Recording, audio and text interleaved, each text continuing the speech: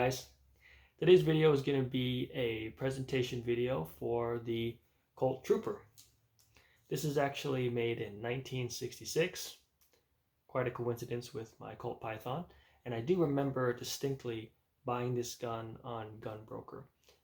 At the time I wanted one just like this, which would be considered either first model, Gen 1 if you want to call it, and of course everybody was selling it at an overinflated price. But I did find a seller one day and the price was good, except the shipping. The shipping was like $125 maybe. Now the reason why that's so expensive is because if you're unlicensed and you try to send a gun to a licensed FFL, it'll cost you like 150 bucks. You know, they really scalp you for it. Okay, so that's what I figured. I figured this guy was just, okay, he's not a licensed dealer. He's going to send it to a dealer, obviously my dealer, to send it to me, to transfer to me. And it's going to cost him 125 bucks. And so I was like, okay. And even with the $125 shipping, and the gun was at like, I don't know, maybe $580, it was still cheaper than what other people were selling their Colt Troopers for, even at a better shipping price. So I bid on it. Okay, then I happened to win on it, and that's great, that's fine. Find out later that the guy goes, oh, actually it's not going to cost $125 shipping, it's going to cost something more reasonable, maybe like $55. And so what ended up happening was that in total I paid for the gun probably about $630, and everybody was selling theirs way past that. So I really lucked out on getting this gun.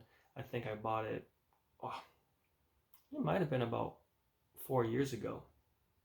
Now the Colt Trooper line was introduced in 1953, and it would go on to be produced until 1961. Now that's the first gen model. That's what I'll call it, first gen, which is kind of this unshrouded ejector rod. It's not protected. It was introduced in 22 and 38 special. Now somewhere along the line from 1953 up to 1955-56, it seemed that this gun was rechambered for 357. And at the same time, Colt introduced the Colt, I guess you could say, Model 357. And then, of course, the Python came out in 1955. And I'm guessing that Colt's marketing strategy was, hey, you can get a Colt 357 revolver on the really cheap line, which would be like this, right, the Colt Trooper, or you can get one that's a little bit better, which would be the Colt Model 357, and then of course you could really pay the big bucks and get the Colt Python. That seemed to be Colt's marketing strategy. Interestingly enough, what Colt realized through their sales analysis, nobody bought the Colt Model 357. They either just bought the utilitarian Trooper, or they just saved up for the premium Python, which left the Colt 357 with very abysmal sales, to the point where they actually dropped the line for the Colt Model 357, and the Colt Trooper ended up taking its place. Now, like many guns for Colt, there was a target version and then a service version. So the difference is that with a target version of a gun, typically the hammer is going to be really kind of like a wide spur. The trigger is going to have serrations. The grip is a very, big grip. The service grip would be a lot smaller, a lot thinner for concealability. And then surface is what I said. It's, a smaller gun. A lot of the points are not as big, which would help for target shooting, but service is obviously for protection. So you'll see that with a lot of Colts. Smith & Wesson has the same thing too. They'll have big target grips on their competition guns, and then they'll have a thinner version, more for service or duty weapon. Now, I said before that the Colt Trooper was an E-frame, which meant that the firing pin was on the hammer, and that is technically true. But after reading some more, I think when I said that there are early models of the 357 Colt Trooper and late models that have the firing pin in the frame like this one does, and that if you got an earlier one, maybe it had a firing pin on a hammer, I don't think that's true. I think what it is now is that the 22 and 38 special Colt Troopers did have the firing pin on the hammer, but to the point where the Colt Model 357 was retired and the Colt Trooper took its place, I think Colt made it so that the firing pin was in the frame already. So they didn't bother making the 357 with the firing pin on the hammer. Unless I'm wrong, and I'm more than happy to be wrong. If you guys know, please send me where there is a Colt Trooper 357 original, it's not messed with, that does have the firing pin on the hammer. Otherwise, I'm going to guess that the Colt Trooper in 357 was always an I-frame, which means that the firing pin is mounted in the frame. Now, after the Colt Trooper was retired in 1961, Colt was working on a new design loosely based on this gun. It appeared in 1969, and it would be called the Trooper Mark III. Now, a couple changes is that it is certainly an I-frame, and they sort of redid a lot of the inside, because the way that they made it with the original Trooper was very expensive. It was very costly, labor intensive. So they really kind of standardized it in the Mark III, just to have probably better, faster production times and not as difficult to repair, because the Colt Trooper is assumed to be action very similar to a Python. And just try getting the action on a Python fixed. You're gonna have a hard time tonight. Now, the Mark III appeared in a JFrame configuration. As I mentioned, the Colt Trooper is an E or I frame. The JFrame is a new design for Colt, and I think it's a little bit bigger. And it has no part interchangeability with the Colt Trooper at all. Now, a big visual difference is that you'll notice that the ejector rod here is unshrouded. That's how you can tell if it's a Gen 1 Colt Trooper type of thing. The Mark III Colt Troopers had a shrouded ejector rod, so it was covered, protected, very similar to a Smith. I actually grew up on Smiths, so it looked very familiar to me. I almost mistook it for a Smith. That Smith & Wesson was the one that kind of put that protection on that ejector rod. The Mark III also used a transfer bar lockwork system. This is a very new design at the time. In the old days, people would put firing pin on the hammer, and that's how the gun would work.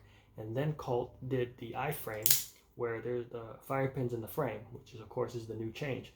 And then once again, Colt, was kind of the pioneer in new change, and they introduced the Mark III with a transfer bar lockwork system. So what's happening there is that the firing pin is still in the frame, right? That's just like an I-frame, except now there is a piece of metal right between the hammer and the frame, and that piece of metal doesn't move up unless the trigger is pulled.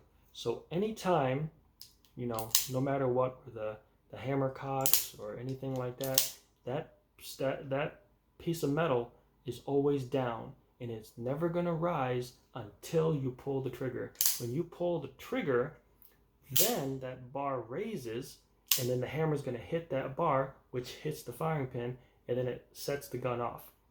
And so that was considered an advancement a change in the advancement of safety for revolvers, because even with the frame-mounted firing pin, it's still assumed that the gun could go off if somehow the hammer was hit at resting, and it could hit the firing pin, which I suppose is technically true. But a lot of engineers were already working on that.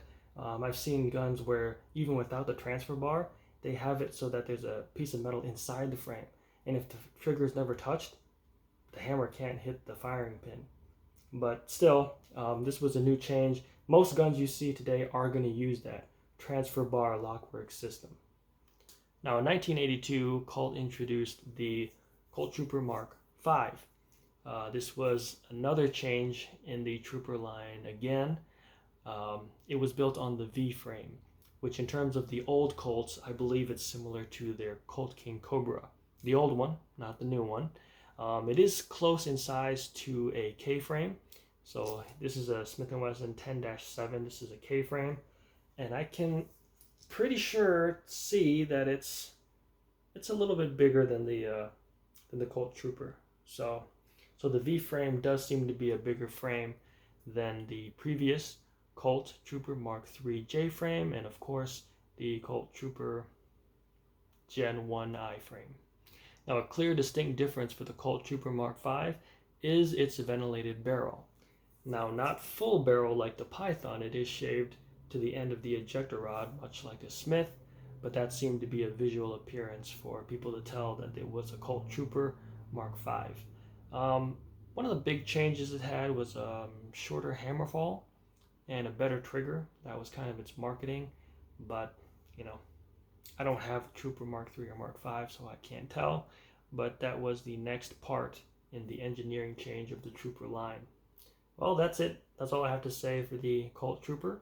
Quite an interesting firearm. When I was researching which Colts to get, I was trying to look for things that were kind of different, kind of distinct. Everybody knows the Colt Cobra, Detective Special, Python. I really like kind of the hard to find Colts like the Official Police, Colt Trooper line. Pretty interesting line as well. I think next video we're going to talk about is the Colt Cobra. I do have one. Granted, I'd rather have a Colt Detective Special, but I did get the Colt Cobra at a good price, so I can't really complain that much. So I hope this video was interesting for you guys. Don't forget to like, comment, and subscribe. And of course, I'll see you in the next video. Bye.